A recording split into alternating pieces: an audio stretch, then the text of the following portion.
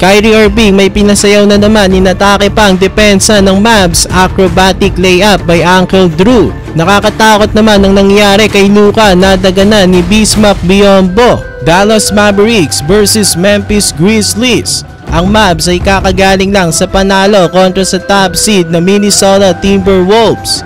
Ang Grizzlies ay kakagaling lang din sa panalo kontra naman sa Phoenix Suns.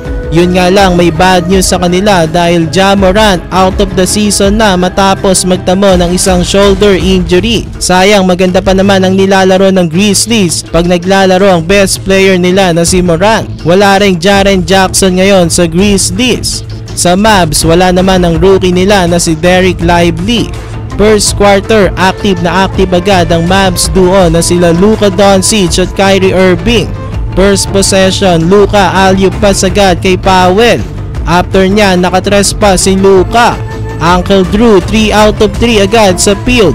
13 points combine agad ang Mavs duo. Pero hindi naman nagpapauli ang Grizzlies. Marcus Smart at Luke Kennard nakadekada na rin from beyond the arc. After malamangan ng 7 points, may 14-2 run ng Grizzlies sa dulo ng first frame. Nakakatakot naman ang nangyari kay Luka, nadaganan ni Bismack Biyombo. Napapunta tuloy sa locker room si Luka after ng first quarter. At the end of the first, Grizzlies leads 29-22.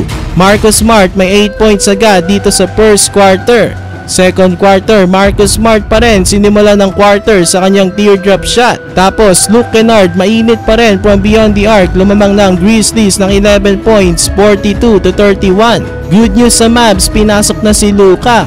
David Roddy ginulat ang Mavs sa kanyang posterized dunk kay Josh Green. Puminit bigla itong si Roddy, nakadekada pa from beyond the arc. Umabante na ang Grizzlies ng 22 points, after nyan 56-34. Luka Doncic tinapos naman ang run ng Memphis sa kanyang N1 play. Sinundan pa yan ng tres ni Luka.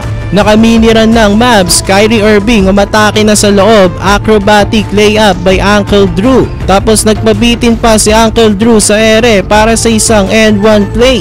Kaso parating may sagot si Marcus Smart at ang Grizzlies. At the half, lamang pa rin tuloy sila 68-53. Third quarter, Marcus Smart at Kyrie Irving nagkasagutan dito sa simula ng second half.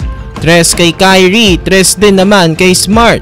Tumira ng tres si Smart nang dislocated pa ang kanyang daliri. After niya, napapunta tuloy ng locker room itong si Smart. Luka Doncic balik rin sa locker room. Mukhang iniinda pa rin ni Luka ang pagbagsak sa kanya ni Biyombo.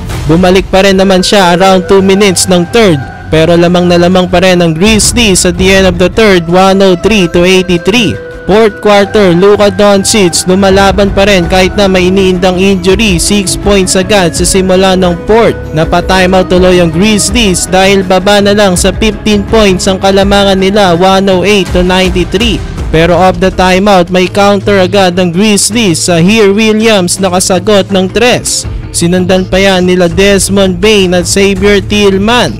Balik sa 20 points ang kalamangan ng Grizzlies around 5 minutes. At dahil dyan, napilitan lang sumuko ang Mavs, binench na ni Jason Kidd ang kanyang duo na sila Kyrie at Luka. Nanalo ang Grizzlies sa score na 120-103. Desmond Bane umiscore ng 32 points. Sa Mavs, sayang ang 33 points ni Kyrie at 31 points ni Luka.